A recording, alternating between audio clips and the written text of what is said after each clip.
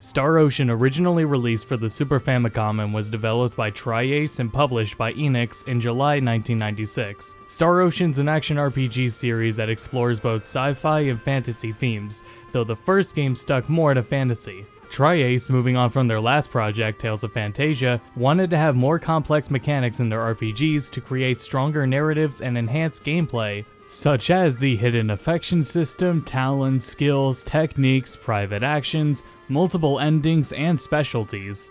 There are quite a number of modern RPG mechanics that originally were pioneered by Star Ocean.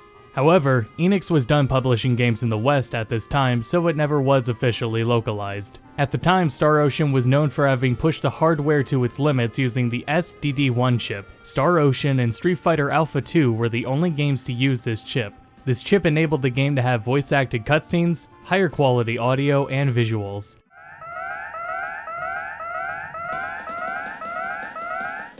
Captain, we just picked up a huge amount of unidentified energy. Where? Mark 301.209 in Sector Gamma. Where's the near section? Even though the Nintendo 64 had just released in Japan, Star Ocean was still a really impressive 2D game. Both Star Ocean and Tales of Phantasia were the largest Super Nintendo games at 6 megabytes, or rather 12 megabytes uncompressed. The downside to the original Star Ocean though is that it was a rush game, and sometimes that shows in some of the aspects as you play it. It had some bugs and there was a ton of cut content that didn't end up making the final release, so some character stories weren't entirely wrapped up. On the flip side, if you're playing the fan translation, it is generally pretty faithful to the original script. Now before we continue to compare the two, let's introduce Star Ocean First Departure. It originally released on the PSP, was developed by TOS, and published by Square Enix in December 2007 in Japan and October 2008 internationally. Star Ocean First Departure is a remake of the original title, and it utilizes the engine used in Star Ocean's second evolution.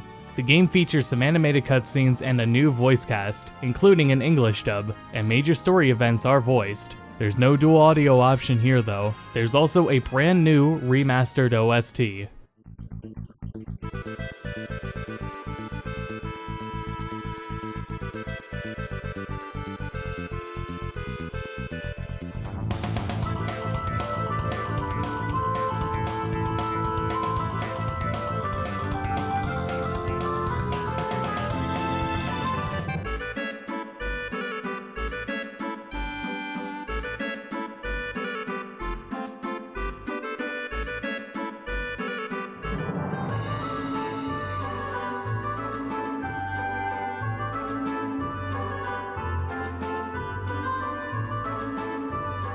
The art style of First Departure has changed dramatically. The routes between locations were removed in favor of an overworld. Town and dungeon layouts are also drastically different. These things really come down to preference, whether or not you prefer how the original did things or how First Departure handles things. Not only does First Departure restore that cut content from the original, there are 2 new party members and subsequently new private actions and endings. Now I had felt that there were some story beats that the original game handled better, but some changes made in First Departure were also definitely improvements. Many variable aspects were changed, so things such as stats, MP costs, and level requirements for skills, but signature mechanics are all retained, along with some changes. You don't have long and short distance special attack slots anymore, you only have 2 slots for L and R. The mastery system was introduced as well as the combo link system, and you can manually control anyone in the party.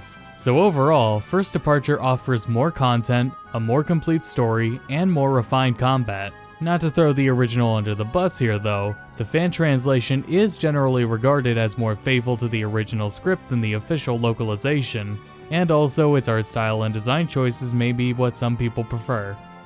And now Star Ocean First Departure has released on PS4 and Nintendo Switch worldwide December 2019. Now we've got a number of new things that were added. We have a new character illustration art option, so now you can have either this new FDR style or the FD style. Funny enough, while you'll notice a discrepancy between the game's anime cutscene art style and sprites and the new illustrations, they were actually based on the original game's designs. They were done by Katsumi Inami, the artist behind Star Ocean The Last Hope. There are 3 voice acting options you can choose from: the first departure English dub, the first departure Japanese version, and a new Japanese dub where the cast is actually from the original Super Famicom title.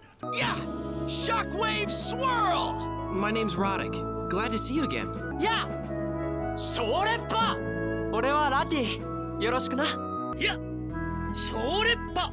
俺はラティ。よろしくな。 Pressing ZR or R2 in the field lets you run much faster. It's essentially a sprint button. Nothing else in the world is affected by this speed up. And it's kind of akin to how fast you move in the original when something urgent was going on. The game is 1080p and sprite work and most text are very sharp.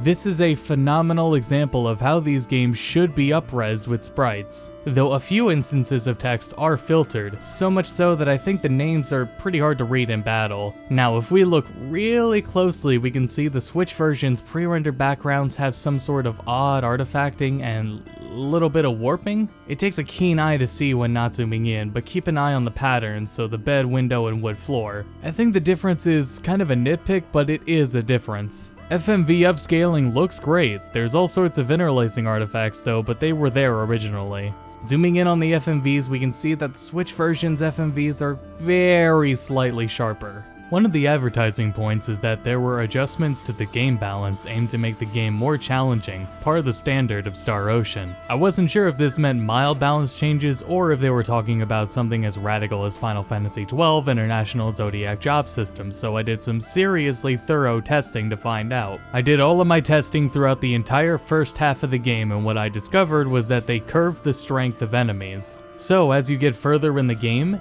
enemies will have more HP than in First Departure and give you less XP. This includes enemies in areas you've previously been through as well.